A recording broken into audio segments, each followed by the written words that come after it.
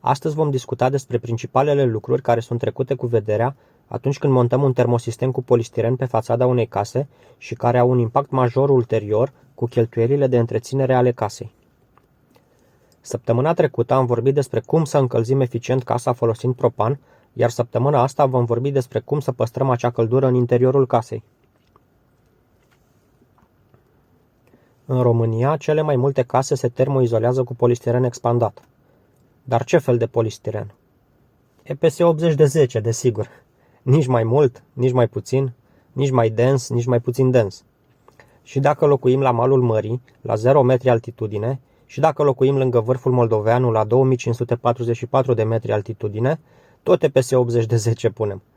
Că așa spune toată lumea, așa spune și meșterul, iar cel care ne-a făcut proiectul nu a avut nimic de adăugat la subiect. El știe despre ce e vorba, dar nu e plătit destul să-și piardă timpul sau să-și răcească gura, încercând să convingă beneficiarii de soluții mai bune. Ce este acest EPS? Polistiren expandat, cum ne spune acronimul, iar factorul 50, 80, 100, 120 și așa mai departe, reprezintă forța de compresiune măsurată în kilopascali pentru o deformare de 10%. Acest indicator nu are nicio legătură directă cu eficiența termică a acestuia, așa cum cei mai mulți oameni cred.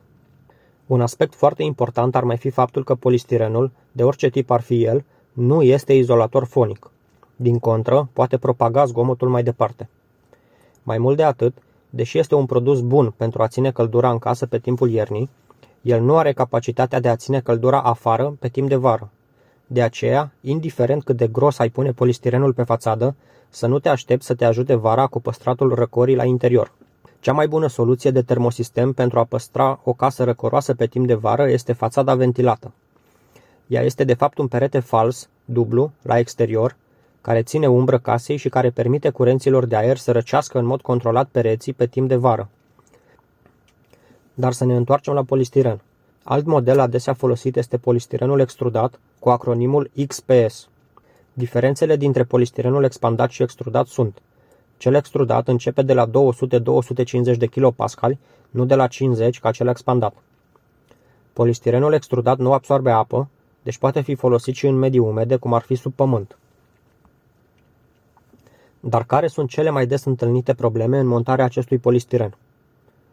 Problema numărul 1 în România la montaj este lipirea plăcilor pe puncte sau mămăliși de adeziv. În acest caz, polistirenul, indiferent de grosime, va avea eficiență termică de maxim 10% față de cât ar trebui, el ajutând casa doar estetic, ca și finisaj. Curenții de aer rece vor putea circula liberi prin spatele termosistemului și inclusiv intra printre rosturile cărămizilor, ajungând până la tencuiala și glătul interior. Ideal, polistirenul ar trebui lipit cu adeziv tras la piaptăn pe un perete tencuit. Dacă totuși nu tencuim, atunci ar trebui aplicat un cordon de adeziv pe tot perimetrul plăcii pentru a crea o pungă de aer în spatele fiecarei plăci care să nu comunice cu punga de aer din spatele plăcilor vecine. Polistirenul ar trebui să intre printre căpriori în acoperiș, pe deasupra grinzii pe care se sprijină căpriorii și să se unească cu termoizolația din pod. Fie ea între căpriori, dacă este pod încălzit sau mansardă, sau cu izolația din tavanul etajului, dacă nu este pod încălzit.